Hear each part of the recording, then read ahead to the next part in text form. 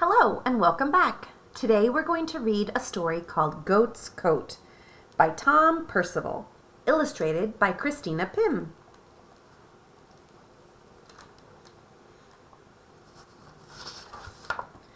Goat's Coat. Let me tell you the tale of Alfonso the goat, who was terribly proud of his lovely new coat. It had bright shiny buttons, all made out of glass, and a collar the color of freshly cut grass.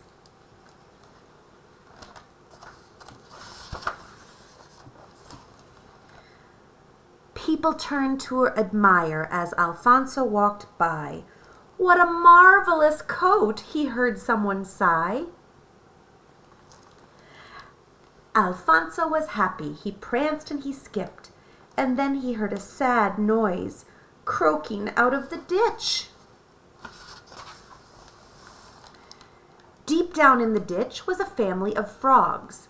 They used to live there in a mossy old log. But the log wasn't there. It had rotted away, and the frogs from the log had nowhere to stay.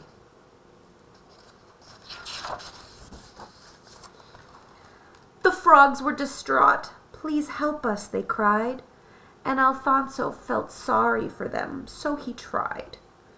He unpicked some stitches upon his new coat, and using the fabric, he helped make them a boat.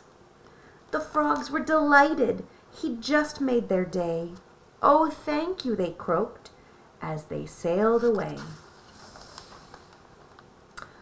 Alfonso's new coat didn't look quite so smart, but he felt a warm glow in the depths of his heart. He clipped happily on until he came to a shed. The sound from within filled Alfonso with dread. What could possibly make such a sad sound as that? Alfonso peered in. Then he saw it. A cat! The cat was trembling and terribly pale. It was clear to see that she had hurt her tail. Alfonso got busy and cleaned up the cut. Then, using his coat, he bandaged it up. The cat was so glad and so grateful and happy. But Alfonso's coat was now looking quite ratty. He clip-clopped along through the crisp winter day.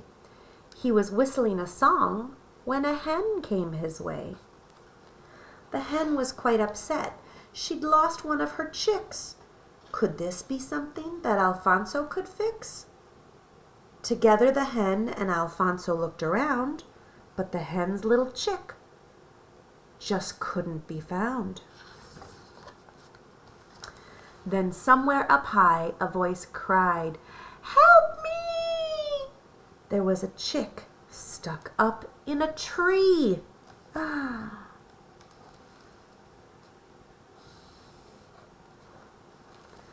So Alfonso removed even more of his coat and tied it together to make a long rope. He gritted his teeth, then climbed up like a rocket. He came down again with the chick in his pocket. Alfonso's new coat was now looking a mess. Still, what's done is done, and it was all for the best. As Alfonso walked on, there were more problems still, but he helped solve them all with his coat and his skill. Alfonso's new coat was now just a few threads, but he thought of the good deeds he had done instead. The weather grew colder. Snow fell all around. Poor coatless Alfonso trudged back towards town. The blizzard grew worse. It got colder and colder. Alfonso took shelter behind a large boulder. Alfonso was freezing, and night could soon fall, so he curled up in a cold little ball. But then he heard voices ring out through the night. Someone was shining around a bright light. Here came the frogs and the cat and the hen. He wasn't alone. He'd been found by his friends. Seeing them all made Alfonso feel better. Not only that, they had brought him a sweater. They had made it themselves from the things they could find, a gift to Alfonso for being so kind. And so our dear goat had made best friends forever, and he wore his new sweater whatever the weather. The end of The Goat's Coat by Tom Percival, illustrated by Christina Pym. Please make sure to like and subscribe to our channel so you don't miss any of our exciting stories.